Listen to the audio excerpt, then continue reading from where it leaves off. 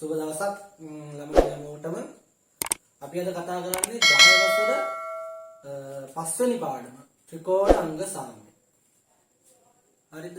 අපි මේ පාඩම කතා කරලා ඉවර වෙනකොට ඔයගොල්ලෝ දැනගන්නවා මොකද්ද ත්‍රිකෝණ අංග සාම්‍ය කියන්නේ. හරිද? ඊළඟට ඔයගොල්ලෝ දැනගන්නවා ත්‍රිකෝණ දෙකක් කොහොමද අංග සම කරන්නේ කියලා. ඊට පස්සේ ඒක දැනගත්තට පස්සේ ඔයගොල්ලන්ට පුළුවන් වෙනවා අන්තිම ඉගෙනුම් ඵලය තමයි ත්‍රිකෝණාංග සාම්‍ය ඇසුරෙන් සාධනයන් කරන්න. හරිද? ඕක තමයි මේ පාඩමේදී අපි කතා කරන්නේ. එතකොට දැන් මේ පාඩමත් අපි ඊටාම සාරාංශගතව තමයි කතා කරන්නේ. ඔයගොල්ලන්ට හොඳ අදහසක් ගන්න පුළුවන් වෙන්න මම මුළු පාඩමම උගන්වනවා ඔයාලට. ඊට පස්සේ මේ පාඩමේ එන ගණන් වෙනම වීඩියෝ එකකින් ඔයාලට ඉදිරිපත් කරනවා. ඔයාලට ඒ ගණනුත් හදලා මේ පාඩම සම්පූර්ණයෙන්ම අවබෝධ කරගන්න පුළුවන්. හොඳයි. අපි පාඩම පටන් ගමු. හරිද? එතකොට මොකද්ද මේ ත්‍රිකෝණ අංග සාම්‍ය කියන්නේ? ත්‍රිකෝණ අංග සාම්‍ය. ඒ කියන්නේ ත්‍රිකෝණ දෙකක ත්‍රිකෝණයක් ගන්නකොට ත්‍රිකෝණයක තියෙනවා ලක්ෂණ කීපයක්. මොනවද? අපි මෙහෙම ත්‍රිකෝණයක් ගත්තොත් මොනවද ගන්න මේ ත්‍රිකෝණේ තියෙන ලක්ෂණ? ත්‍රිකෝණේ තියෙනවා පාද තුනක්. 1 2 3යි. හරිද? ඊළඟට තියෙනවා කෝණ තුනක්. 1 2 3යි. මේවා තමයි ප්‍රධාන වශයෙන් ත්‍රිකෝණයක තියෙන අංග. එතකොට පාද 3යි කෝණ 3යි ගත්තාම එතනම අංග 6ක් තියෙනවා. හරිද? ඊට අමතරව මේකේ පරිමිතිය, වර්ගඵලය වගේ දේවලුත් අපිට ගන්න පුළුවන්. එතකොට අපි ත්‍රිකෝණ අංග සාම්‍ය පාඩමට යන්න පොඩි දෙයක් තියෙනවා ඔයගලන්ට මතක් කරන්න. සමහරවිට ඔයගොල්ලෝ දැනටමත් දන්නවා ඇති. දන්නේ නැත්නම් ඒවා වෙනම සටහන් පොතක ලියා ගන්න. ඔයාලා මගේ වීඩියෝ බලන කෙනෙක් නම් මම සම්පූර්ණ සිලබස් එකම උගන්වනවා ඔයගලන්ට විභාගෙට ලියන්න පුළුවන් මට්ටමට එනකම්ම. ඒ නිසා ඒකට වෙනම පොතක් තියාගත්තට කමක් නැහැ.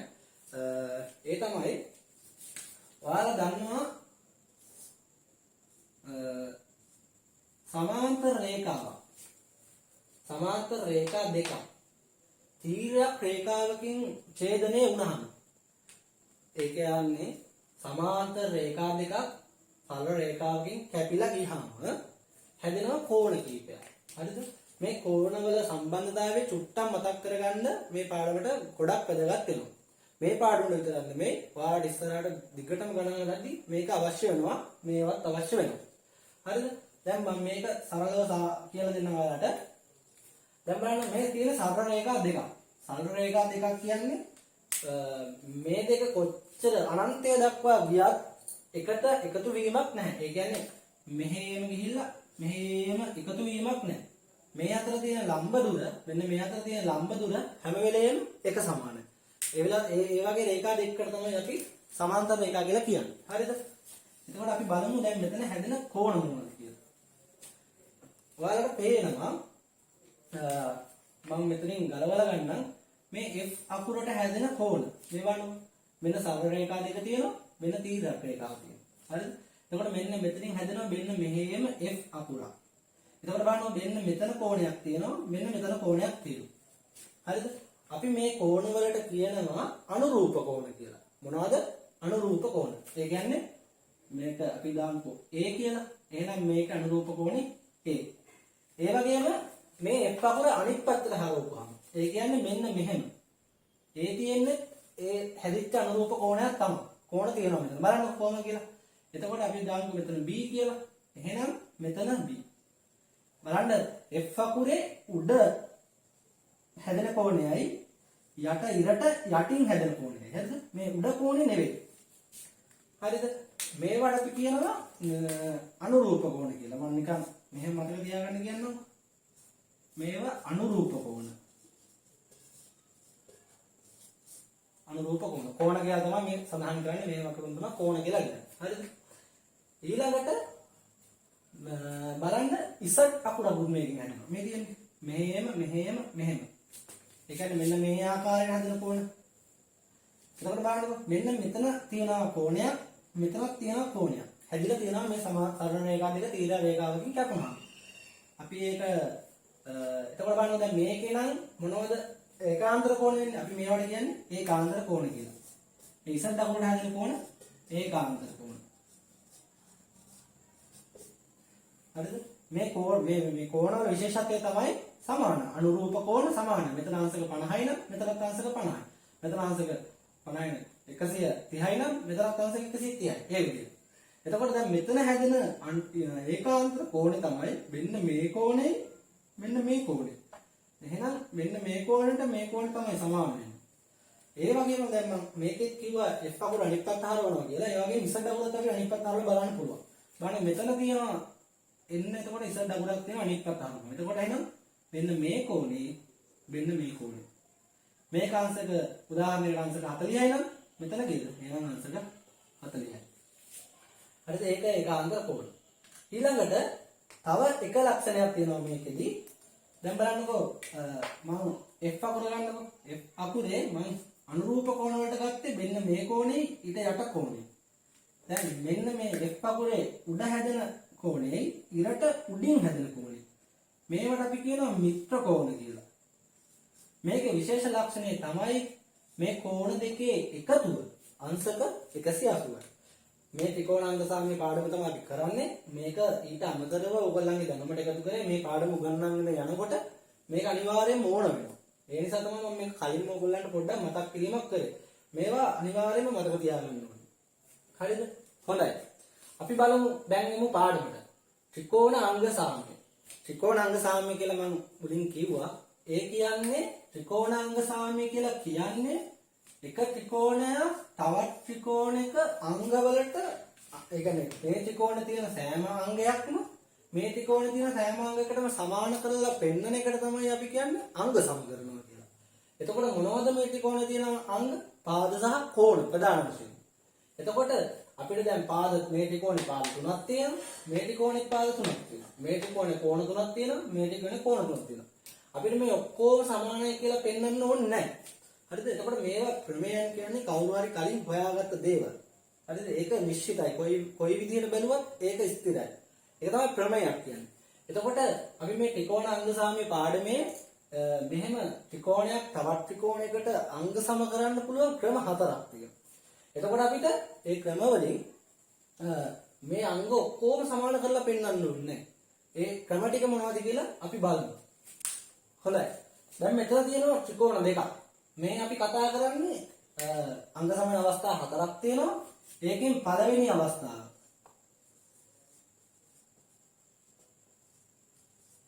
හරිද? එතකොට පළවෙනි අවස්ථාව හරිම සරලයි මේක. මේ අවස්ථාව තේරුම් ගත්තාම ඊළඟ ඊළඟ අවස්ථාව තේරුම් ගන්න තව ටිකක් ලේසි. ඒකට ඊළඟ අවස්ථාව තවත් ලේසි. අන්තිම එක තේරුම් ගන්න දෙයක් නැති තරම්. ඒ නිසා පළවෙනි එකේ ඉඳන්ම හරියට අහගන්න, හරියට තේරුම් ගන්න මම කියන්නේ මොකක්ද කියලා. අපිට පළවෙනි ප්‍රමේයයෙන් කියන්නේ ත්‍රිකෝණ දෙකක් අංග සම කරන්න පුළුවන් එක පළවෙනි ක්‍රමය. ඒක පළවෙනි ක්‍රමය කියලා මම දැන් ඉගන්නුවට ඒක පළවෙනි ක්‍රමය කියලා ඔයාලා මතක තියාගන්න ඕනේ නැහැ. ක්‍රම හතරයි තියෙන්නේ. මම ඉස්සල්ලාම උගන්වන ක්‍රමය මේක. ඉතින් පළවෙනි ක්‍රමය කියලා කියනවා. හරිද? එතකොට අපිට පුළුවන් එක ත්‍රිකෝණයක තියෙන පාද දෙකකුයි තවත් කෝණයකුයි. මේ බලන්නකො. මේ P අපි මෙහෙම ලියාගමු.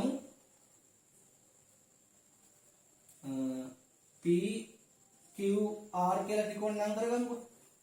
මෙන්න මේ PQR ත්‍රිකෝණේ තියෙන පාද දෙකකුයි තවත් කෝණයකුයි. තවත් ත්‍රිකෝණයක පාද දෙකකටයි කෝණයකටයි සමාන වෙනවා. එන්න මම නැවත කියනවා. ත්‍රිකෝණයක පාද දෙකකුයි කෝණයකුයි. තවත් ත්‍රිකෝණයක පාද දෙකකුයි කෝණයකටයි සමාන වෙනවා.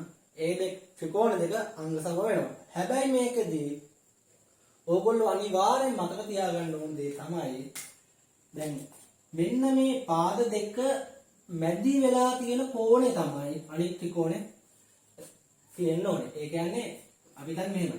දැන් බලන්න මේ PQ සෙන්ටිමීටර් 6යි. ඒකට සමාන තියෙන එහා පැත්ත ත්‍රිකෝණය AC සෙන්ටිමීටර් 6යි. ඊළඟට QR සෙන්ටිමීටර් 7යි. ඊට සමානව තියෙනවා BC සෙන්ටිමීටර් 7යි. ඊට පස්සේ මේ PQR කියන කෝණය අංශක 30යි. ඒක තියෙන්නේ මේ සෙන්ටිමීටර් 6 පාදේ සෙන්ටිමීටර් 7 පාදේ එකතු වෙන. පැහැදිලිද? එතකොට අපි කියනවා මේකට අන්තර්ගත කෝණය කියලා. මොකද්ද? ඕනේ. මෙන්න මේ වචන ටික අනිවාර්යෙන්ම ඕනේ. අන්තර්ගත කෝණය. පාද දෙක අන්තර්ගත කෝණය. එතකොට අපි මේ ප්‍රමේය කියන්නේ එක ත්‍රිකෝණයක පාද දෙකක් සහ අන්තර්ගත කෝණය තවත් ත්‍රිකෝණයක පාද දෙකකට සහ අන්තර්ගත කෝණයට සමානයි නම් අපි කියනවා ඒ ත්‍රිකෝණ දෙක අංග සමයි කියලා.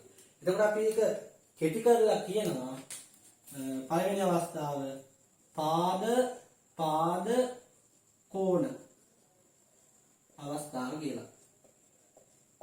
හරිද? එතකොට මේ කෝණේ කොහොමද තියෙන්න ඕනේ? පාද දෙක අන්තර්ගත වෙලා. හරිද? දැන් මේක තමයි සිද්ධාන්තය. හරිද? මේක මෙහෙම වෙනවා නම් මෙන්න මේ PQR කියන ත්‍රිකෝණය ABC කියන ත්‍රිකෝණයට අංග සමයි. ඒ කියන්නේ මේ පාදෙක එහෙනම් ඉතලා තියෙන මේ පාදේ සමානයි. හරිද? එහෙනම් මේ තියෙන සරලවම කියනවා නම් මේ ත්‍රිකෝණේ පාද තුනට මේ ත්‍රිකෝණේ පාද තුන සමානයි. ඒ වගේම මේ ත්‍රිකෝණේ කෝණ තුනට මේ ත්‍රිකෝණේ කෝණ තුන සමානයි. එතකොට වර්ග බලයක් සමානයි. පරිමිතියක් සමානයි. අපිට දැන් මේ අවස්ථාව මම හතරක් කතා කරනවා. මේ අවස්ථා හතරකදී කෝකක එක අවස්ථාවකදී හරි අපි පෙන්නනවා නම් මේ ත්‍රිකෝණේ අංග සමයි කියලා. එතකොට අනිත් අංග නිකම්ම සමානයි. එතකොට අපි දැන් පෙන්නන්නේ නැති ආසාමේ මේ අංග සම කළා පෙන්නන ත්‍රිකෝණ දෙකේ ඉතිරි අංග වලට අපි කියනවා අනුරූපාංග කියලා. දැන් අපෙන් අහුවොත් එතන මේ ත්‍රිකෝණේ වල බලපුවාම පේනවා අපි කතා කරා සෙන්ටිමීටර් 6 පාදෙට සෙන්ටිමීටර් 6 පාදෙට සෙන්ටිමීටර් 7 පාදෙට සෙන්ටිමීටර් 7 පාදෙට අංශක 30 කොටට අංශක 30 කොටට. එහෙනම් මෙන්න මේ අංශක 30 ඉස්සරහා තියෙන පාදය මේකේ නම් PR. එහෙනම් ඒකේ මේකට සමාන වෙන්න ඕනේ අංශක 30 තියෙන ඉස්සරහා පාදෙනේ. එහෙනම් මේකේ AB. මේ දෙක සමානයි. ඒ වගේ ඒවට අපි කියනවා අනුරූපාංග කියලා. පැහැදිලිද? මොනවද? අංග සම ත්‍රිකෝණවල අනුරූපාංග.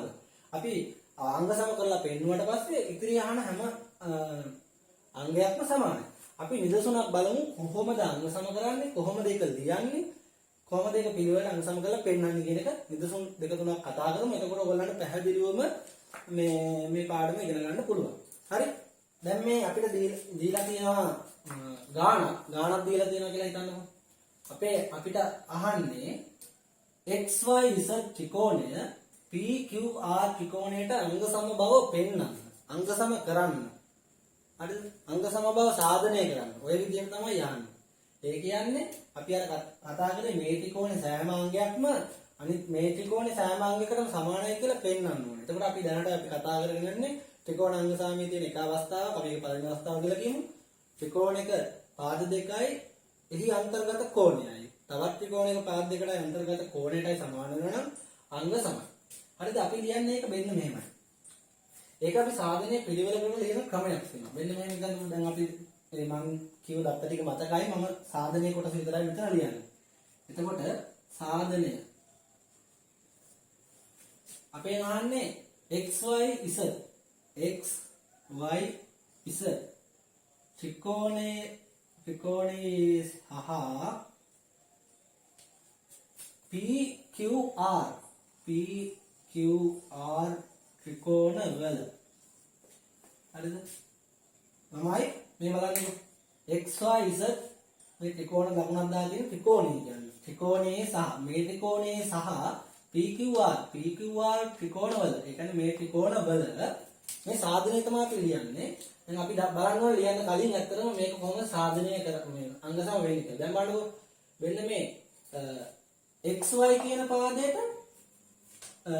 QR කියන පාදේ සමානයි. දැන් මම කොහොමද එහෙම කියන්නේ? දැන් මේ පාද නම් කරන විදිහ මම හිතන්නේ ඔයගොල්ලෝ මේ වෙනකොට ඉගෙනගෙන තියෙනවා. මේ එක ඉරි කැලලක් ගහලා තියෙනව නේද?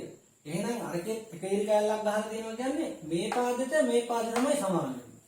ඉරි කැලල දෙකක් ගහලා තියෙන මේ XZ කියන එකනේ. එහෙනම් මේ ත්‍රිකෝණේ ඉරි කැලල දෙකක් ගහලා තියෙන්නේ PR කියන. එහෙනම් මේකට තමයි සමාන වෙන්නේ. දැන් අපි හිතමුකෝ YZ සමානයි PR මේ PQ කියලා පෙන්නනවා. එහෙනම් අපි ගහන්න ඕනේ ඉරි කැලල කීයද? 3ක්. දැන් හිතන්නකෝ එක ඉරි කැලලක් ගහුවා කියලා. එතකොට මේකෙන් අදහස් වෙන්නේ මෙන්න මේ XY කියන පාදෙට YZ කියන පාදේ සමානයි කියන එක. හරිද? ඉරිකෑලි දෙකක් ගහලා පෙන්නුවොත් කියන්නේ x z කියන පාදෙ මෙන්න මේ පාදෙට මේ පාද සමානයි කියලා. දැන් එහෙම සමාන වෙන වෙලාවල් ඇති. දැන් මේ ගානට අපි දන්නේ මේ ඉරිකෑලි තුනක් ගහපුවාම ඒ කියන්නේ මේ පාද තුන එකිනෙකට සමාන නැහැ. පැහැදිලිද? එහෙනම් අරකෙත් ගහන්නේ ඉරිකෑලි තුනක්. අපි දැනට එහෙම ගානේ නැහැ. මම ඔයාලට අමතර දැනුමට මේක කිව්වේ. හරිද? දැන් ඕන් අපි මේක සාධනය කරන්න හදන්නේ. එතකොට x y කියන පාදෙට සමානයි r q පාදෙ. හරි? ඊළඟට x z කියන පාදෙට සමානයි p r පාදෙ. p r පාදෙ කිව්වත් එකයි r p පාදෙ කිව්වත් එකයි. හරිද? එතකොට බලන්න දැන් මේ පාද දෙක අපි කතා කරන්න ඕනේ අනිවාර්යෙන් බලන්න ඕනේ පාද දෙක අන්තර්ගත කෝණය. එතකොට බලන්න මෙන්න මේ පාදේ මෙන්න පාදේ අන්තර්ගත. අන්තර්ගත කියන්නේ මැද තියෙන වගේ. ඒ කියන්නේ මේ පාදේ එකතු වෙලා තමයි මේ කෝණය හැදිලා තියෙන්නේ. එහෙනම් මේකෙත් මේ පාදේ එකතු වෙලා තමයි මේ කෝණය හැදිලා තියෙන්නේ. එහෙනම් මේ අන්තර්ගත පාදේ තමයි අපි සලකා බලන පාද දෙකට අන්තර්ගත පාද දෙක තමයි මේ තියෙන්නේ. පැහැදිලිද? අපි ලියන්නේ මෙන්න මෙහෙම. දැන් ඉස්සෙල්ලා අපි නම් කරලා තියෙන්නේ XYZ ත්‍රිකෝණය. ඒ කියන්නේ මේ ත්‍රිකෝණය. එතකොට අපි ඒකේ අංග ඉස්සෙල්ලා ලියන්න ඕනේ. ඊළඟට තමයි නම් කරලා තියෙන්නේ මේ ත්‍රිකෝණය. ඒක යන තමයි දෙවෙනි එක කියන්නේ. එහෙනම් අපි කියනවා xy සමානයි.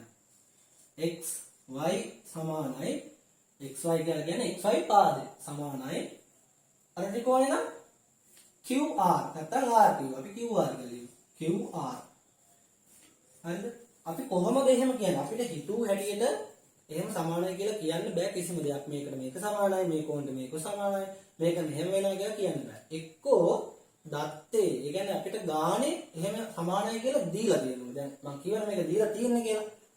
එහෙම නැත්නම් අපිට ඒක කියන්න පුළුවන් නිශ්චිත ක්‍රමයක් හරි මොනවාරි සොයා ගැනීමක් හරි. දැන් අපි කියේ සමාන්තර රේඛාවක් කරකැප් තීරයක් රේඛාවකින් කැපුණා හැදෙන කෝණ මෙන්න මේක සමාන වෙනවා කියලා. අන්න ඒ වගේ හේතුවක් තියෙනවා. දැන් ගණිතය කියන්නේ ඒ වගේ හේතු තියෙන විෂයක්. අපිට හිතුමතේට කියන්න බෑ. එතකොට මේ ගණන් හරිම ලේසි ගණිතය. මොකද ඕගොල්ලන්ටත් පුළුවන් නම් ඒක හිතන්න මේක මෙහෙම නම් වෙන්නේ ඇයි අර කහ දෙන්නේ. එහෙම හිතන්න පුළුවන් නම් ඕන කෙනෙක් ගණන් හදන්න පුළුවන්. හරිද? දැන් මේකේ හේතුව තමයි අපි දන්නේ නැහැ මේ මොකද්ද හේතුව කියලා. හැබැයි අපිට ගාන උඩින් කියලා තියෙනවා. මේ දත්තරික මේ විදිහටම දීලා තියෙනවා. මේ දීලා තියෙනවා කියන්නේ අපිට දීලා තියෙන තොරතුරු. හරිද? අපි මේ තොරතුරු වල කියන විශේෂ නම තමයි ළමයි දත්තය. අපිට දෙන තොරතුරු වල ගාණක් හදන්න අපිට දෙන තොරතුරු වලට අපි කියන්නේ දත්තය කියලා. දැන් මේක ගාණි දීලා තියෙන නිසා අපි කියනවා දත්තය කියලා. දැන් 10 වසරේ ඔයාලා ළමයිට පළවෙනි මුලින්ම මේ ඉගෙන ගන්න මේ සාධනය කියන කොටසට ආවා වෙන්න පුළුවන්. හරිද? ඊළඟට මේ ත්‍රිකෝණය අපි බලනවා x z සමානයි මේ ත්‍රිකෝණය නම් PR. හරිද? ඒක හේතුව මොකද්ද? ඒක අපිට ගානේ දීලා තියෙනවා. ඒ හින්දා අපි කියනවා දත්තය කියලා. තමයි මේ වරහන් ඇතුලේ ලියන හේතුව අනිවාර්යයෙන්ම ලියන්න ඕනේ. හරිද? නැතුව අපිට ගණන් හදන්න බෑ. අපි දැන් මේක ලිව්වත් අපිට ඔයාලා දන්නවා මේකට තමයි දීලා තියෙන දත්තය කියලා. හැබැයි ඔයාලා ලියන්නේ නැහැ. හැබැයි මෙතනදී ලකුණු අඩුවීමක් වෙනවා අනිවාර්යයෙන්ම. මේ හේතුව අනිවාර්යයෙන්ම ලියන්න ඕනේ. පැහැදිලිද? හරි. එතකොට ඔන්න අපි පාද දෙකක් සමාන කරගත්තා. හරි, ඊළඟට අපි සමාන කරගන්න වෙන කෝණය අන්තර්ගත කෝණය. මෙතන අපිට කියන්න පුළුවන් y x z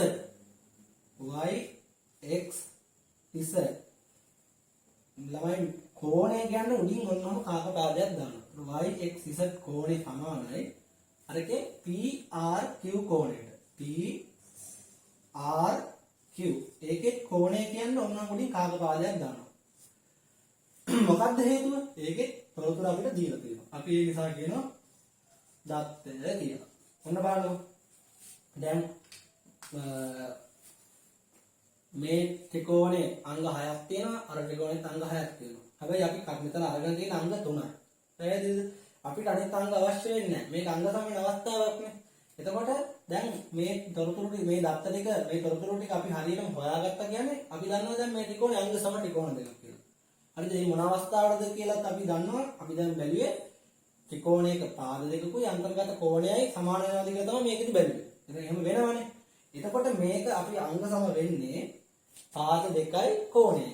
අපි ඒක දිගට ලියන්න ත්‍රිකෝණයක පාද දෙකක් අන්තර්ගත කෝණය සහ තවත් ත්‍රිකෝණයක පාද දෙක සහ අන්තර්ගත කෝණයට සමාන නම් මේ ත්‍රිකෝණ දෙක අංග සමයට දිගට ලියන්නේ අපි ලියනවා මෙන්න මෙහෙම පාද කෝණ අවස්ථාව. හරිද? ඔන්න ඔච්චරයි. කොහොම තමයි සාධනය කියලා කියන්නේ. එතකොට අපෙන් අහුවොත් ඊළඟට x අපි නෝ y z පාදයට මොන පාදේ සමාන? එහෙනම් p q පාදේ. හේතුව මොකද්ද? අන්න හැම වෙලාවෙම හේතුවක් ඕනේ. ඇයි හේතුව? හේතුව තමයි දැන් මේ ත්‍රිකෝණ දෙක අංග සමානයි. එහෙනම් අනිත් හැම අංගයක්ම සමානයි. එතකොට අපි කියනවා එක විශේෂ නම මොකද්ද? අංග සම ත්‍රිකෝණවල අනුරූප අංග සමානයිනේ. එහෙම තමයි කියන්නේ. හරිද? පැහැදිලි. අපි තව එක නිදසුනක් බලමු මේ අවස්ථාවටම. හොඳයි. අපි දෙවෙනි නිදසුනට එමු. මෙන්න අපිට ගාන දීලා තියෙනවා. බලන්නකෝ. A B C D කියලා ගාන දීලා තියෙනවා. චතුරස්‍රයක් තියෙනවා. සමාන කියලා දාලා තියෙනවා. එක එක දේවල් ටිකක් දීලා තියෙනවා. අපෙන් අහනවා ABC ත්‍රිකෝණය මට කියලා දෙන්න මම කලින් මොකද්ද මේ ඉරි කෑලි තුනේ කියන්නේ? හරිද? ඉරි කෑලි තුනේ දැන් සාමාන්‍යයෙන් බලන්න මේ සමාන ලකුණ. ඒ කියන්නේ සමානයි කියන එක. මේ අංග සම ලකුණ. මේ දෙක පටල ගන්න එපා. සමාන ලකුණ අංග සම. මේ අංග සමයි කියන්නේ තමයි ඉරි කෑලි තුනක් ගන්න. පැහැදිලිද? හරිද? අපෙන් අහන්නේ ABC ත්‍රිකෝණය. ABC නෙමෙයි ABD වෙන්න ඕනේ.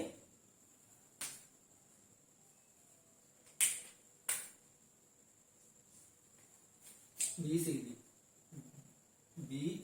ඔව් හරි ABD ත්‍රිකෝණය ABD ත්‍රිකෝණය වෙන්න මේ ත්‍රිකෝණය BCD ත්‍රිකෝණයට අංග සම බව BCD ත්‍රිකෝණයට වෙන්න මේ ත්‍රිකෝණයට අංග සම බව දෙවෙනි එක අහනවා AB සමානයි CD බව නැත්නම් DC බව හරිද එතකොට දැන් බලන්න දැනට මම ඔයාලට උගන්වලා තියෙන පළවෙනි ක්‍රමය විතරයි මොකද්ද ත්‍රිකෝණයක පාද දෙකයි අන්තර්ගත කෝණය සමාන කරන එකනේ එතකොට බලන්න දැන් මේ ත්‍රිකෝණය එහෙම කරන්න තොරතුරු තියනවද කියලා ඔයාලට දැන් මේක තමයි ඔයාලට දීලා තියෙන ගාන හරිද මෙච්චරයි දීලා තියෙන තොරතුරු මේ තොරතුරු වලින් තමයි අපි ඒකම කරන්න ඕන දැන් බලන්නකො මට නිකන් පේනවා AD පාදක BC පාදේ සමානයි මේ දීලා තියෙන දත්තේ එක දීලා තියෙන ඉරි කැලි දෙකක් ගන්න දෙන්නේ මේ පාදේ සමානයි කියලා.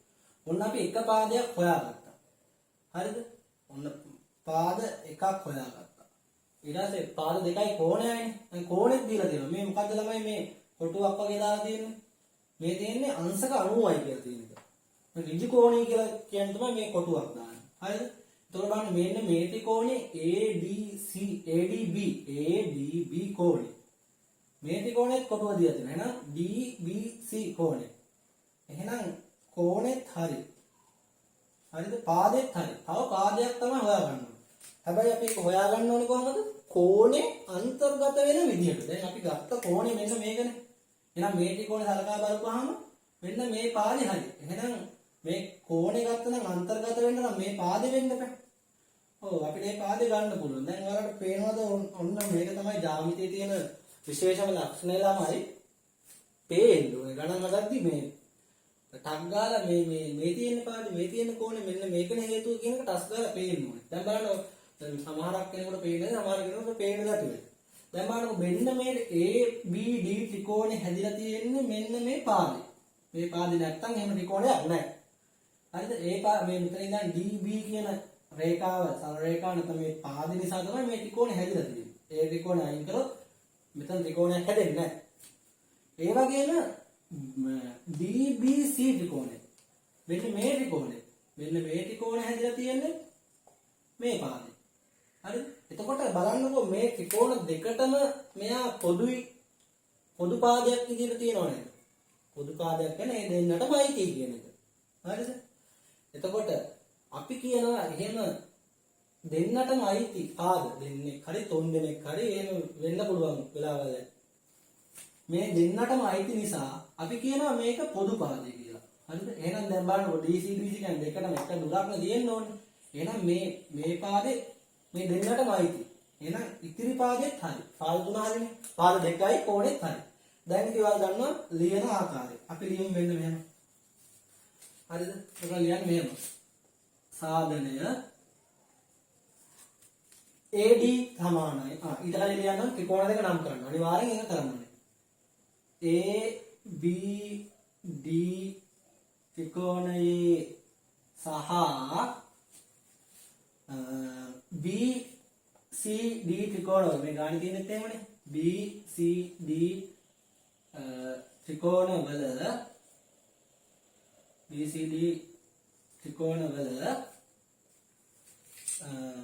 මොනවද දැන් හොයාගත්තේ? AD සමානයි මේ ත්‍රිකෝණ ඉස්සෙල්ලා නම් කරා නම් ඒ ත්‍රිකෝණ ලක්ෂණ අපි ඉස්සෙල්ලා ලියන්න. ඒක මතක තියාගන්න. එකපාරක්ම මතක තියාගන්න. එහෙනම් මේකේ AD සමානයි මේ ත්‍රිකෝණේ BC. ඊළඟට අපි මොකද කරන්නේ ළමයි? අනිවාර්යයෙන්ම හේතුව ලියන්න ඕනේ. හේතුව තමයි මේක අපිට ගානේ දීලා තියෙනවා. ඒ හින්දා දත්තය. හරිද? ඊළඟට අපි පිළිවෙලට ලියමු. ඊළඟට සාමාන්‍ය පාද දෙක නම් කරලා කෝණය. එහෙම පාද දෙකයි කෝණේ මාරු කරලා ලියුවා කියලා වැරදි නෑ. නමුත් මේක ලියන පිළිවෙලක් තියෙනවා. අපි මේ විදිහට පුරුදු වෙමු. හරිද? ඊළඟට මේ ත්‍රිකෝණේ පාදේ තමයි BD කියන්න පුළුවන් DB කියන්න පුළුවන්. අපි BD කියලා කියමුකෝ. BD පාදේ සමානයි. මේ ත්‍රිකෝණේ පාදේ මොකද්ද? ඒත් එහෙනම් ඒ පාදෙම තමයි. ඒක BD. මොකද්ද හේතුව? මේ දෙන්නටම පොදු පාදේ මේක. එහෙනම් අපි ඒකට කියනවා පොදු පාදේ කියලා. හරි. පාද දෙක හරි. ඊළඟට කෝණය. ADB. ADB කෝණය සමානයි. මේක මොකද්ද? CBD කිව්වත් හරි DBC කිව්වත් හරි. අපි CBD කියලා ලියමු. CBD. අමතක කරන්න මේ උඩින් කාකපාද දාන එක කෝණ ලියද්දි 10 වසර නිසා වැඩි මේක හදලා නැති නිසා අමතක වෙයි. එහෙනම් නැවත මතක් කරනවා. මොකද්ද හේතුව? හේතුව ළමයි දාත්තය. ඔන්න අපි දැන් මේක මේ ත්‍රිකෝණයට මේ ත්‍රිකෝණ අංග සමය කියලා පෙන්නුවා. එම නිසා මේ ත්‍රිකෝණ දෙක අංග සම වෙනවා මොන අවස්ථාව මට කලින් ගානේ පොඩ්ඩක් ඒක අමතකුණා ලියන්න. අනිවාර්යෙන් මෙන්න මෙහෙම ලියන්න ඕනේ. එම නිසා තමයි හොඳට ඒක නෝට් කරගන්න. මේ මට ඒක ඉස්සල ගානේ පොඩ්ඩක් කියන්න බැරි වුණා. අපිට අංග සමය කියලා පෙන්නුවනේ. එතකොට එම නිසා කියන තමයි මේ ඩොට් තුනක් දාන්නේ. මේ හින්දා මේ ත්‍රිකෝණයට මේ ත්‍රිකෝණේ අංග සමය. ඒක තමයි මේ ලියන්නේ. ABD ත්‍රිකෝණේ අංග සමය කියන්නේ අපි ඉරි කැලි තුන පාවිච්චි කරන්නේ. ABD ත්‍රිකෝණේ අංග සමයි. BCD ත්‍රිකෝණය වේ. හේතුව මොකද්ද? මොන අවස්ථාවද කියලා අපි අනිවාර්යයෙන්ම ලියන්න ඕනේ. එහෙනම් පාදයයි අන්තර්ගත කෝණය. අන්තර්ගත කියලා ලියන්නේ නැහැ. මෙහෙම තමයි අවස්ථාව කියලා ලියන්න ඕනේ. පාද කෝණ අවස්ථාව කියලා ලියන්න ඕනේ. හරිද? මෙන්න මෙච්චරයි මේ වගේ ගානක් සාධනය කරන්නේ. හරිද? ඔන්න අපි මේ හැදුවේ රෝම ඉලක්කම් 1. හරිද? අයි බලමු රෝම ඉලක්කම් 2 කොහොමද හදන්නේ කියලා. රෝම ඉලක්කම් 2කින් අහන්නේ AB සමානයි CD බව.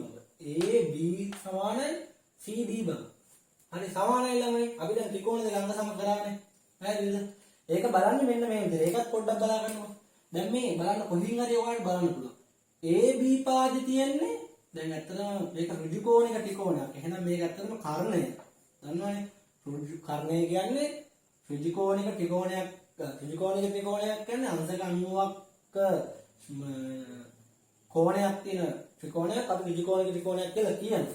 එතකොට මේ ඍජු කෝණයට ඉස්සරහින් තියෙන පාදේ තමයි අහන්නේ. ඒක ඇත්තටම කර්ණය. එහෙනම් බලන්නකො මේකෙත් එහෙනම් එන්නේ මෙයා. හරිද? CD බව එහෙනම් මේකට මේක සමානයිනේ. ඇයිද මේ සමාන හේතුව තමයි අපි දැන් මේ ත්‍රිකෝණ දෙක අංග සම කරලා තියෙන එහෙනම් ඉතිරි අංග සමානයි. අපි ඒක කෙලින්ම ලියනවා මෙන්න මේ විදිහට. AB සමානයි CD. හේතුව අනිවාර්යයෙන්ම ලියන්න ඕනේ. හේතුව ලියනවා අංග සම ත්‍රිකෝණවල අනුරූප අංග. මේ ලියලා තියෙන අංග සම ත්‍රිකෝණවල අනුරූප අංග කියලා. එහෙම ලියුවනම් ප්‍රමාණවත්. අංග සම ත්‍රිකෝණවල අනුරූප අංග සමාන වේ කියලා ලියන්න අවශ්‍ය නැහැ. අංග සම ත්‍රිකෝණවල අනුරූප අංග කියලා ලියුවනම් ප්‍රමාණවත්. හරිද? ඒ විදිහට අපිට මේ කෝණය හවුවත් අපිට මේ පැත්තෙන් බලලා කියන්න පුළුවන්. පැහැදිලිද? හරි. හොඳයි ගන්න. අපි තාමත් කතා කරන්නේ ත්‍රිකෝණ අංග සාමයේ පළවෙනි අවස්ථාව. මම මේකෙදි නිදසුන් තුනක් දක්වා හදනවා. මොකද මට මේක වේගෙන් කරගෙන යන්න පුළුවන්. නමුත් ඕගලන්ට හරිය අවබෝධයක් නැතුව පළවෙනි අවස්ථාවේදී ඔයා මේක අල්ල ගන්නවා නම් ඉතිරි අවස්ථා තුන වල ටග් ගාලා අල්ල ගන්න පුළුවන්. ඒ නිසා මම මේ පළවෙනි අවස්ථාවේදී නිදසුන් තුනක් කතා කරනවා. හරිද? දැන් මේ දීලා තියෙනවා හිතන්න අපිට මේ දීලා තියෙන ගාන. මොකද්ද මේ පළවෙනි හැඩ රූපයක් තියෙනවා.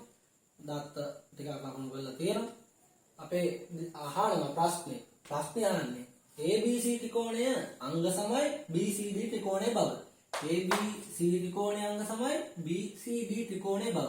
මෙන්න මේ ත්‍රිකෝණ දෙක අංග සමකරන තමයි තියෙන්නේ. හරි අපි දැන් වැඩි කතා නැතුව සග්ගාමයෙන් කරන විදිය බලමු. එතකොට සාධනය මේ පිළිවෙලටම ලියන්න ළමයි අමතක කරන්න එපා. ඉස්සෙල්ලාම මොකක්ද ලියන්නේ? අපි ත්‍රිකෝණ දෙක නම් කරනවා. A B C ත්‍රිකෝණයේ සහ B C D ත්‍රිකෝණයේ කොහොමද වල කොහොමදවත් කමන්නේ. හරිද? අපි ලියන්න කලින් බලා ගන්න ඕනේ අංග සමකරන්නේ කොහොමද කියලා. ඒක ඇත්තටම ඔයගොල්ලෝ පුරුද්දක් විදිහට කරන්න. ඔයාලා ලියන්න පටන් ගන්න එපා කොයි වෙලාවකවත්. හරියටම ගාන හදන විදිහ ඔළුවට ගන්නේ නැතුව. නැත්තම් ලියාගෙන යන ගමන් මේ වැඩේ කරන්න බෑ. හරිද? දැන් බලන්නකෝ අපි දැනගෙන තියෙන අවස්ථාවත් එක්ක කොහොමද මේක පාද දෙකකුයි කෝණෙකුයි සමාන කරන්නේ කියලා. එතකොට බලන්නකෝ මෙන්න මේ දීලා තියෙන තොරතුරු අනුව AB පාදෙට ඒ කියන්නේ මෙන්න මේ ABC ත්‍රිකෝණය AB පාදෙට CD පාදේ සමානයි. හේතුව මොකද්ද? දාත්තය. ඊළඟට මෙන්න මේ මොකද්ද මේ දිගටම කැපිල්ලක් ඇවිල්ලා තියෙන ඕනේද? මේ නම් කරලා තියෙන ළමයි ඔයාලා පළවෙනි වතාවට ඉගෙන ගන්න කෙනෙක් නම් හොඳට බලාගන්න. ABC කෝණය තමයි මේ සම්පූර්ණයෙන් නම් කරලා තියෙන්නේ. හිතන්නකෝ මෙහෙම තිබ්බා කියලා.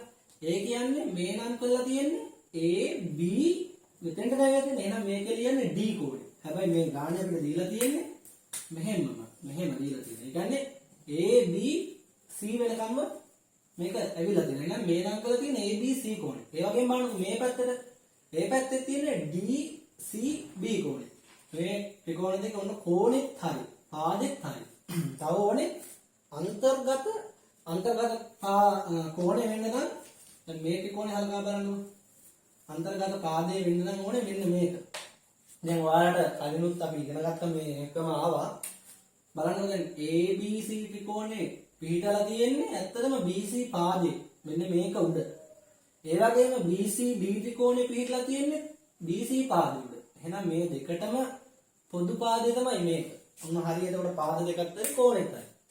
පැහැදිලිද? ඔන්න අපි ලියමු. හරිද? AB සමානයි CD නැත්නම් BD.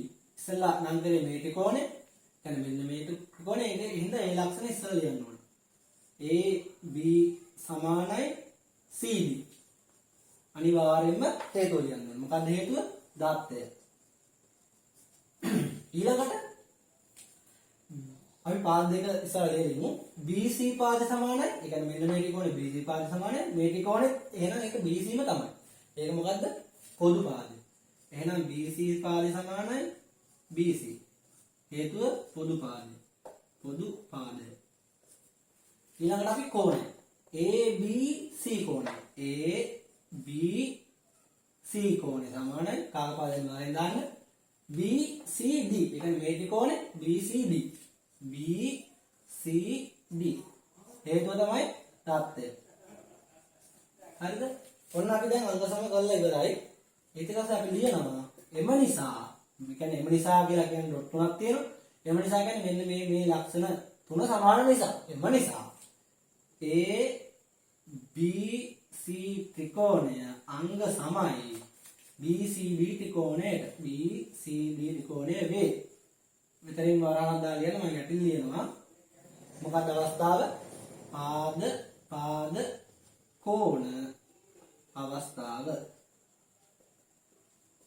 හරිද? ඔන්න අපි රෝම ඉලක්කම් 1 කතා කරලා ඉවරයි. හරිද? ඊළඟට අපි බලමු රෝම ඉලක්කම් 2. පැහැදිලි ළමයි මේක මේවා ලියා ගන්න. වීඩියෝ එක නතර කරලා හරි මේ ටික ලියා ගන්න. හොඳට ඔළුවට දාගන්න. මම කතා කරලා යනකොට ඔයගොල්ලෝ ලියන්න එපා. මේක මම කාරණා හදලා ඉවරුනාට පස්සේ හරියටම තේරුම් අරගෙන ඔයාලා තනියම කරන්න. තනියම කරලා මොන හරි මතක වීමක් වුණොත් තාපෝ වීඩියෝ එක පස්සට අරගෙන ආපහු මුලින් ඉඳන් බලලා තනියම කරන්න. කියන්නේ මම ලියන එක ඔයා පොතේ ලියාගත්ත කියලා ඔයාලට දැනුමක් වෙන්නේ නැහැ. මේක හරියටම තේරුම් අරන් කරන්න. ඒකට ඉස්සරහට වට ටක් ගාලා මේක අල්ලගන්න ලේසි. හරිද? ඊළඟට අහන්නේ AC සමානයි BD කොහොමද? මොකක්ද AC කියන්නේ? AC කියන්නේ මෙන්න මෙයා. AC සමානයි BD. හරිද? දැන් මේ ඉතින් මේ ත්‍රිකෝණය බලන්නකො. ඒ අපි අර බලන ලක්ෂණ ටික මේක පිළිලා දෙන්න කොහෙද මේක පිළිලා දෙන්න කොහෙද කියලා බලන්න ඕනේ. දැන් බලනකොට එනවා මේකට සමාන. හේතුව මොකද්ද? අංග සම ත්‍රිකෝණ වල අනුරූප අංග. අපි කෙලින්ම ලියනවා අහන්නේ AC සමානයි BD. හේතුව අංග සම ත්‍රිකෝණ වල අනුරූප අංග. මේක දිගට ලියන්න ඕනේ. මම මේක ටික ලියුවට වගා අංග සම ත්‍රිකෝණ වල අනුරූප අංග කියලා ලියන්න ඕනේ දිගට. හේතු ලියද්දි මේ ලියදින හේතු නම් ප්‍රමාණවත් දත්තය පොඩි පාදය දත්තය ඔය විදිහට කියන්න තේරුම් ගන්න පැහැදිලි විදිහට. ඔහොම තමයි ගණන් හදන්නේ. හරිද? හොඳයි ළමයි. අපි දැන් කතා කරලා ඉවර කරේ ත්‍රිකෝණාංග සාමයේ එක අවස්ථාවක්. අපි පළවෙනි අවස්ථාව කියලා කියමු. අපි දැන් කතා කරනවා දෙවෙනි අවස්ථාව. හරිද? දෙවෙනි අවස්ථාව. මම නිකන් ලියන්නම් ඔයාලට බලන්න ඔළුවට එනවාද කියලා. මම ලියනවා එක කෝණ පාද අවස්ථාව කියලා. කෝණ පාද. දැන් මුල ටික හරියටම අහගෙන ඉඳලා හරියට තේරුම් ගත්ත ළමෙක් නම් ඔයා ওই වීඩියෝ එක බලන කෝණ පාද අවස්ථාව කියවම ඔයාලට ටක් ගාලා ඔළුවට එනවා. මේ කියන්නේ ත්‍රිකෝණ දෙකක. ත්‍රිකෝණයක කෝණ දෙකකුයි පාදෙකුයි. ත්‍රිකෝණයක කෝණ දෙකකුයි පාදෙකුයි. තවත් ත්‍රිකෝණයක කෝණ දෙකකුයි පාදයකටයි සමාන නම් අන්න සමයි කියලා. එහෙම තමයි. හැබැයි වැදගත්ම දෙයක් තියෙනවා. ත්‍රිකෝණයක කෝණ දෙකයි පාදේ වෙන්න ඕනේ අනුරූප පාදයක්. හරිද? දැන් ඔයාලා අනුරූප පාද කියන එක දන්නවා. අපි දැන් කලින් කතා කරේ අනුරූපාංග වගේ. අනුරූප පාද කියන්නේ මෙන්න මම. මම ඒක උදාහරණයකින් පැහැදිලි කරන්නම්කෝ. හිතන්නකෝ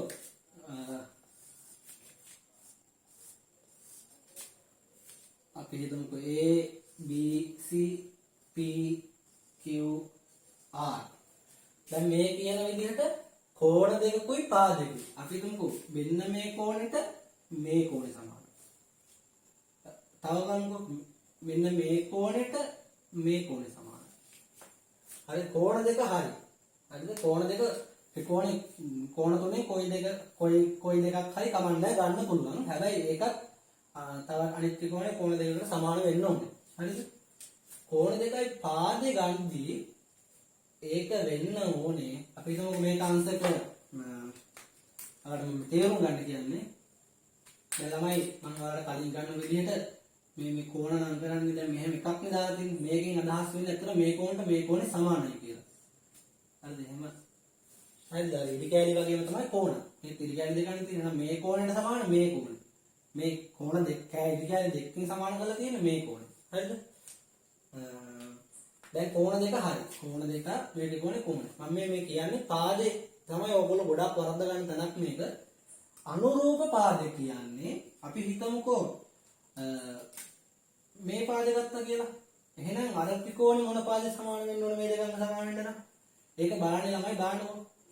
මෙන්න මේ එක ඉරි කෑල්ලක් තියෙන කෝණේ ඉස්සරහින් තියෙන පාදේ තමයි මේකේ තියෙන්නේ. එහෙනම් අනුරූප පාදේ කියන්නේ මේ ත්‍රිකෝණේ එක ඉරි කෑල්ලක් තියෙන කෝණෙට ඉස්සරහා පාදේ. එහෙනම් මෙන්න මෙයා. පැහැදිලිද? ඔයාලා බැරි වෙලාවත් මෙයා ගත්තොත් වැරදි. මොකද ඒක අනුරූප පාදේ නෙමෙයි. කෝපා කියන්නේ කෝණ දෙකකුයි පාදයකුයි සමාන කර තලයටම එහෙම සමාන වෙන්නේ නැහැ. අනිවාර්යයෙන්ම අනුරූප පාදේ වෙන්න ඕනේ. හරිද? හරි බලමු. මෙයා ගමුකෝ.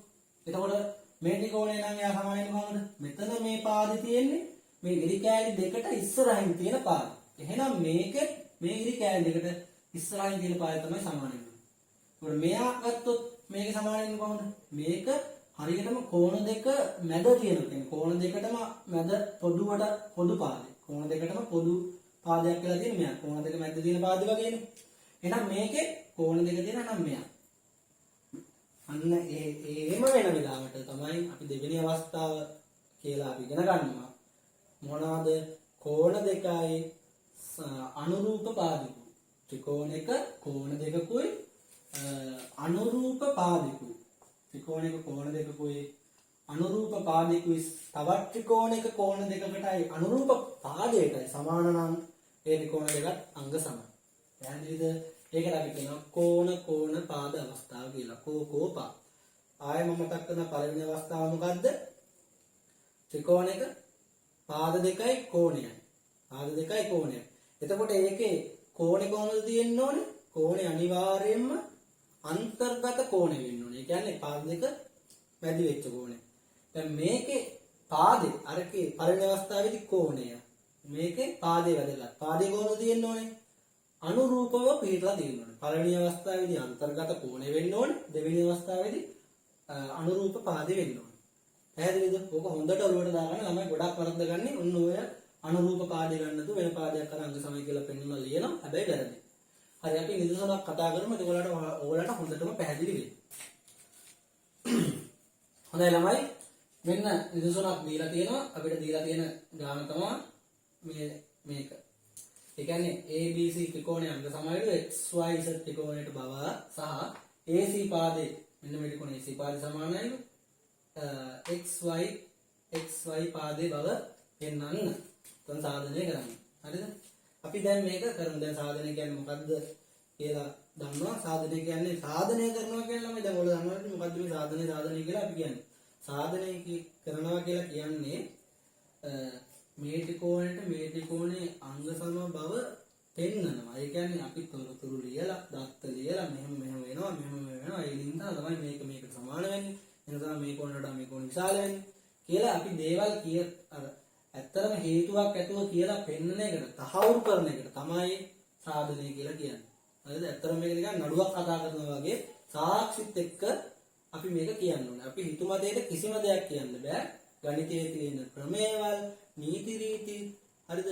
සම්මතයන්, ඒ දේවල් ගණිතයට අදාළව තියෙන දේවල් පාවිච්චි කරලා තමයි අපි එහෙම දෙයක් කියන්නේ.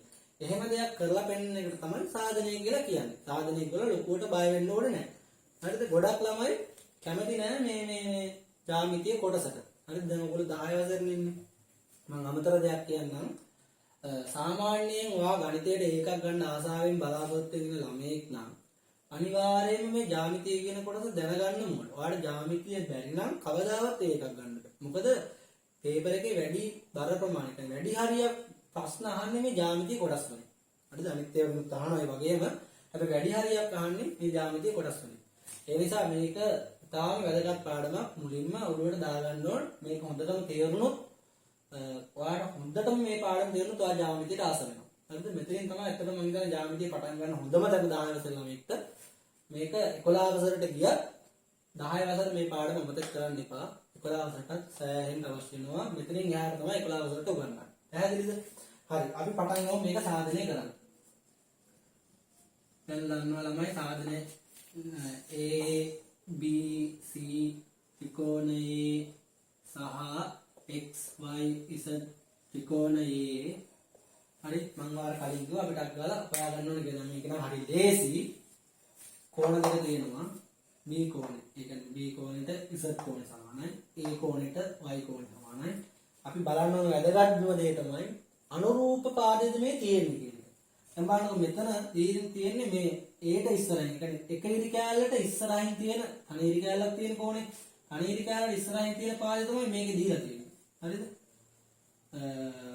මේකේ තන ඉරි කෑල්ලට ඉස්සරහින් තියෙන පාදය තමයි දීලා තියෙන්නේ. හරි. එහෙනම් අනුරූප පාදය. දැන් බැරි වෙලා හරි. මෙහෙම තිබ්බා කියන්නකෝ.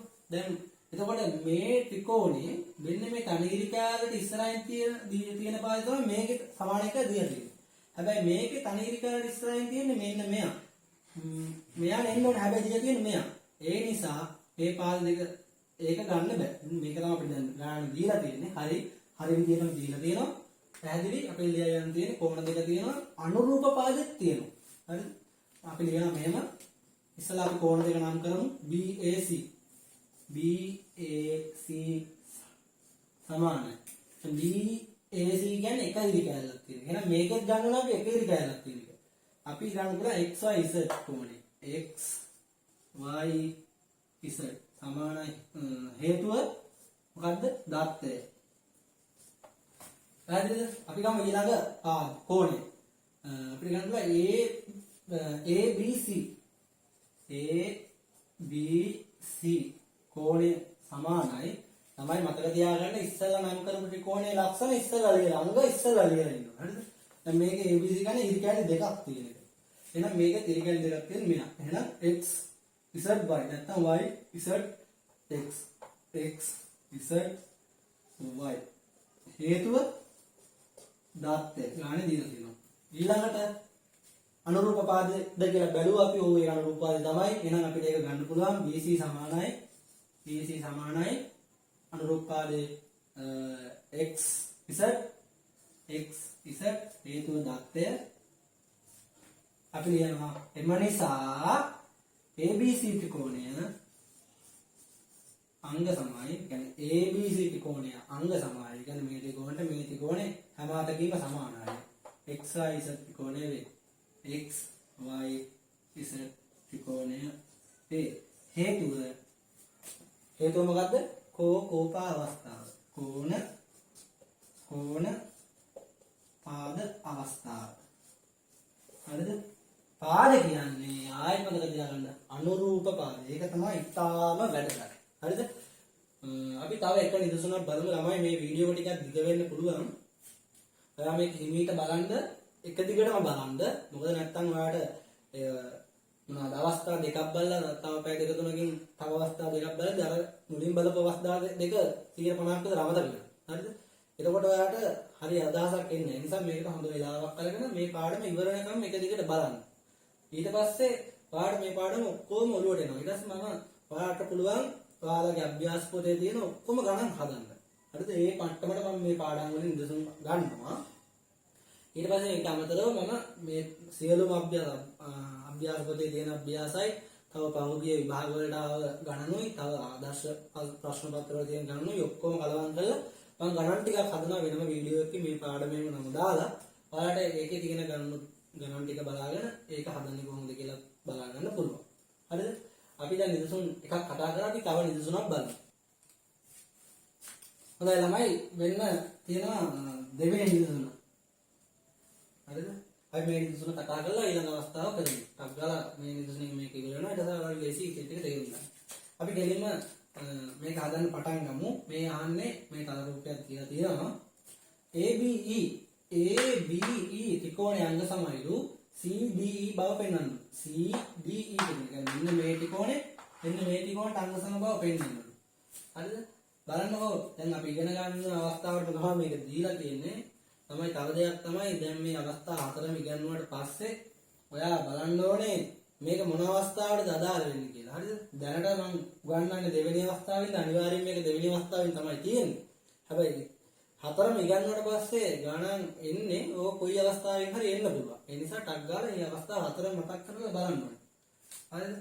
දැන් බලන්නකෝ මේ ත්‍රිකෝණේ මෙන්න මේ එක කෝණයකට මෙන්න මේ අනිත් ත්‍රිකෝණේ මේ කෝණේ සමානයි. හරිද? පාදෙකුත් සමානයි. හරිද? එතකොට අපිට ගන්න පුළුවන් තව කෝණයක් තමයි අවශ්‍ය වෙන්නේ. කොහොමද ගන්න පුළුවන්? මේ මෙන්න මේ කෝණයට මේ කෝණේ තියෙනවා. හැබැයි අපිට සමානයි කියන්න බෑ. මොකද අපිට කියන්න තරම් සාධාරණ හේතුවක් නෑ. අපි දන්නේ නෑ සමානයිද නැද්ද කියලා. එහෙනම් ඉතුරු වෙන්නේ මෙන්න මෙයා. මෙන්න මේ කෝණේ ඉතුරු වෙනවා. එහෙනම් ඒ කෝණයට නම් මේ කෝණේ අදාළ වෙන්නේ. ඔයාලා දන්නවා මොනවද මේවට කියන්නේ? සරල රේඛා දෙකක් ඡේදනය වුණාම හැදෙන කෝණ වලට අපි කියනවා මොන කෝණ කියලාද? ප්‍රතිමුඛ කෝණ කියලා. ප්‍රතිමුඛ කෝණ.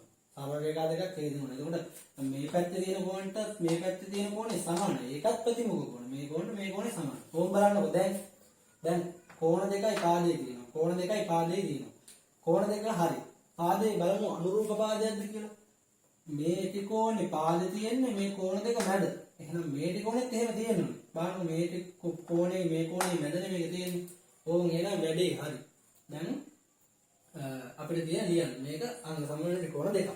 අපි ලියනවා මෙන්න මෙහෙමක් ගාලා ABE සමානයි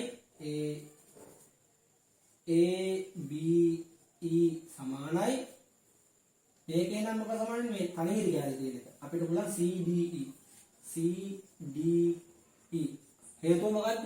දාත්තය. මේවා ලියන්න ඕනේ අනිවාර්යයෙන්ම. ඊළඟට අපි අනිත් කෝණය නම් කරගමු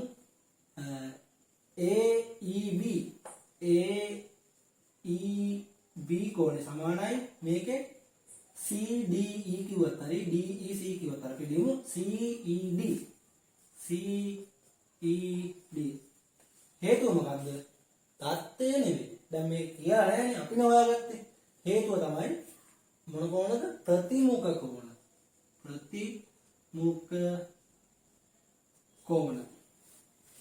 ඊළඟට BE සමානයි මේකේ DE කිව්වත් හරි ED කිව්වත් හරි ED. ඒක අපිට දීලා තියෙනවා. එහෙනම් අපි ලියන්නේ දත්තය.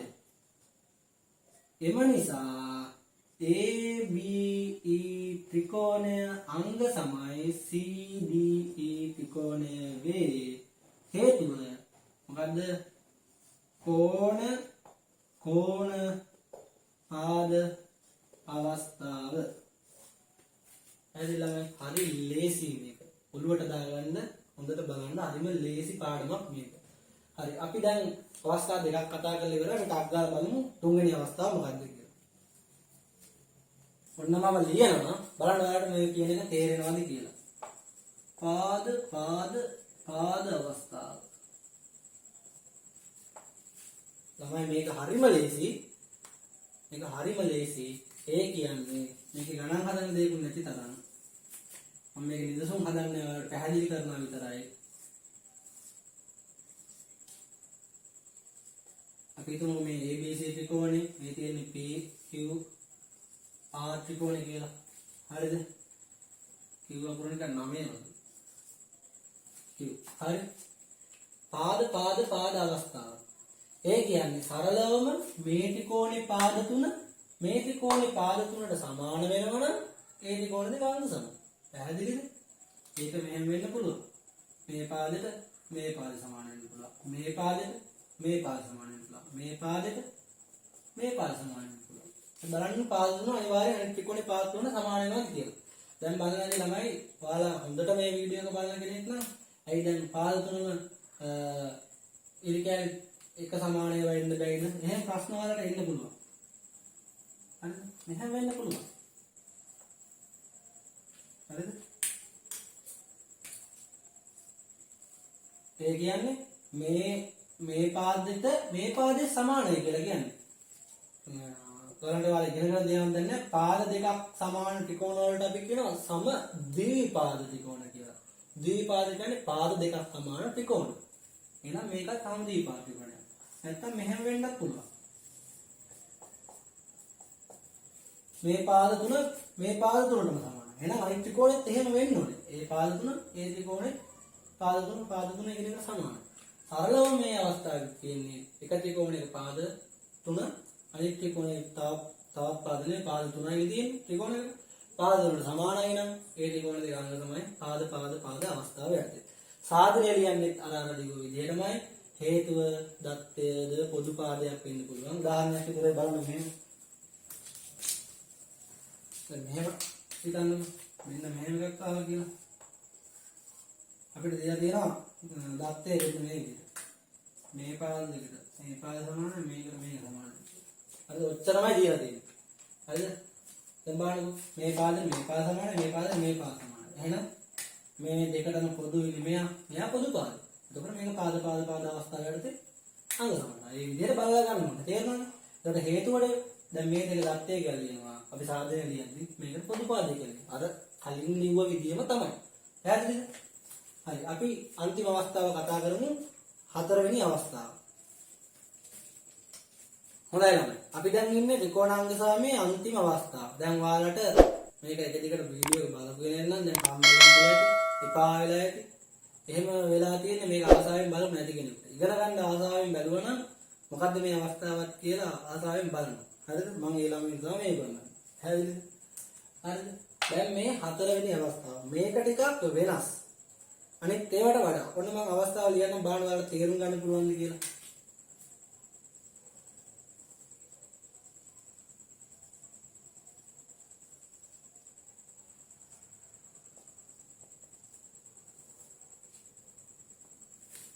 හතරවෙනි අවස්ථාවට කියන්නේ කර්ණපාද අවස්ථාව කියලා. මොකද්ද මේ කර්ණපාද අවස්ථාව කියන්නේ? හරිම ලේසි ළමයි. හරිද? මේ වචනේ තිබ්බට බය වෙන්න එපා. මේ අපි දැන් මේ අවස්ථා තුනක් කතා කරලා ඉවරයි.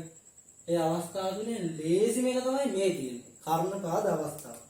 මොකද්ද ත්‍රිකෝණයක කර්ණය කියන්නේ? කර්ණයේ තියෙන්නේ මොන වගේ ත්‍රිකෝණවලද? දැන්ට ඔයගොල්ලෝ ඒවා ඉගෙනගෙන තියෙනවා. මම ඒුණාට පොඩි මතක් කිරීමක් කරලා මේකත් පැහැදිලි කරන්න. හරිද?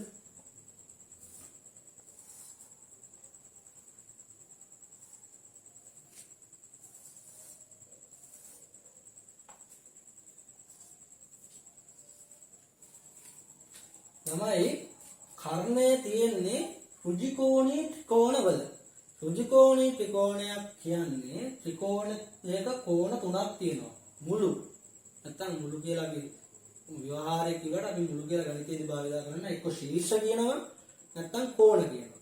ගොඩක් වෙලාවට මේ ජ්‍යාමිතියේදී අපි භාවිත කරන වචනේ තමයි කෝණ කියන එක. හරිද? කෝණ තුනෙන් එක කෝණයක් අංශක 90ක් විදිහට පිහිටනවා නම් කෝණ තුනෙන් එක කෝණයක් අංශක 90ක් විදිහට පිහිටනවා නම් අපි කියනවා අනිවාර්යෙන්ම ඒක ඍජුකෝණික ත්‍රිකෝණයක් කියලා. හරිද? එන්න මේ ඍජුකෝණික ත්‍රිකෝණ සම්බන්ධයෙන් තමයි මේ කර්ණපාද අවස්ථාවේ එන්නේ. ඒ කියන්නේ අංශක 90ක් කියලා දීලා නැත්තම් ගානක මොකක් හරි සාධනය කරන එකද. ඔයාලට අංශක 90ක් තියෙනවා කියලා හොයාගන්න හරි බැරි නම්. හරිද? ඔයා නිකන් බොරුවට මේ කර්ණපාද අවස්ථාව බලලවත් වැඩක් නැහැ. ඒක බලන්න ඕනේ ත්‍රිකෝණයක් තියෙනවා නම් අනිවාර්යෙන් කර්ණපාද අවස්ථාව වෙන්න පුළුවන්. නිදසුනක් හදද්දී ඔයාලට තේරෙයි මොකද්ද මම මේ කිව්වේ කියලා. දැන් මම කියාගෙන යන්නේ මෙන්න මේ අංශක 90ට ඉස්සරහින් තියෙන පාදයට අපි කියන්නේ කර්ණය කියලා. එහෙනම් මේ ත්‍රිකෝණය මෙයා කර්ණපාද අවස්ථාව කියලා කියන්නේ ඍජුකෝණික ත්‍රිකෝණයක කර්ණයයි තවත් එක පාදයකුයි. හරිද? මම දෙකක් නම් කාට එක්ක මේක නැත්තම් මේක. මේ ත්‍රිකෝණේ කර්ණයකයි තවත් අපි දැන් ගමුකෝ මෙයා විතරයි ගත්තේ කියලා. කර්ණයට මේක සමානයි. ඒ කියන්නේ කර්ණයයි තවත් පාදයකුයි සමාන නම් අපි ඒක කර්ණපාද අවස්ථාව කියලා කියනවා. පැහැදිලිද? මම ආයෙත් කියනවා ඍජුකෝණික ත්‍රිකෝණයක කර්ණය සහ තවත් පාදයක්. තව ත්‍රිකෝණයක කර්ණයට සහ පාදයට. ඒත් මොන ත්‍රිකෝණයකද? කර්ණයේ තියෙන ඍජුකෝණික ත්‍රිකෝණය. හරිද? ත්‍රිකෝණික ත්‍රිකෝණයක කර්ණය සහ පාදයක්. තවත් ඍජුකෝණික ත්‍රිකෝණයක කර්ණය හා පාදයකට සමාන නම් අපි කියනවා ඒකාංග සම ත්‍රිකෝණ දෙකක් කියලා. මොන අවස්ථාවද අපි ඒකට කියන්නේ? කර්ණපාද අවස්ථාව. පැහැදිලිද? ඔයාලට මම මේ කීව දේවල් ටික ඔයාලගේ සටහන් පොතේ ලියාගන්න අපි නිදසුනක් බලමු. එතකොට ඔයාලට මේ අවස්ථාව හොඳටම තේරුම් ගන්න පුළුවන්. හොඳයි ළමයි. වෙන දේවල් නිදසුනක්. කර්ණපාද අවස්ථාවේ නිදසුන එක නිදසුනක් අපි කතා කරමු. මේකදී අපි නිදසුන දෙකක් කතා කරනවා. ඊට පස්සේ පාඩම නතර කරනවා. බලන්න මේ ABC ත්‍රිකෝණේ අංග සමයි PQR ත්‍රිකෝණේ බව පෙන්වන්න තමයි තියෙන්නේ. හරිද? අපි බලමු කොහොමද කරන්නේ කියලා. දැන් බලන්න මෙන්න ඍජුකෝණික ත්‍රිකෝණය. මේ ත්‍රිකෝණ කොට ඇද වෙලා තියෙනවා ඒක ගණන් ගන්න එපා. අන්ත ගණන අකුණු කරලා තියෙනවා මේ ඍජුකෝණික ත්‍රිකෝණය. හරිද? මේකත් ඍජුකෝණික ත්‍රිකෝණයක්. ඍජුකෝණයට ඉස්සරහින් තියෙන එක තමයි කර්ණය. මේකේ නම් AC තමයි කර්ණය. මේ ඍජුකෝණය ඍජුකෝණය ඉස්සරහින් තියෙන එක මේක. එහෙනම් QR තමයි කර්ණය. ඔන්න කර්ණය සමානයි කියලා දීලා තියෙනවා. එහෙනම් අපිට තව බලන්න තියෙන්නේ පාද. හරිද? බලන්න මේ පාද සමානයි. කර්ණයයි පාදයයි. ත්‍රිකෝණය සමාන අංග සමානයි. අපි ඒක ලියනවා මෙහෙම. අර විදිහටම තමයි ABC ත්‍රිකෝණයේ සහ PQR ත්‍රිකෝණ වල AC සමානයි. මොකද්ද මේකේ? අපි කර්ණය තමයි ඉස්සර නම් කරේ QR. මේක නම් QR. හේතුව මොකද්ද? දත්තය. ඊළඟට AB සමානයි. මේක මේ ත්‍රිකෝණය. AB සමානයි මේකේ PQ. හේතුව දත්තය. තමයි එච්චරයි ගන්නන්නේ. ඒකයි මම කිව්වේ මේක තමයි ලේසිම ක්‍රමය කියලා.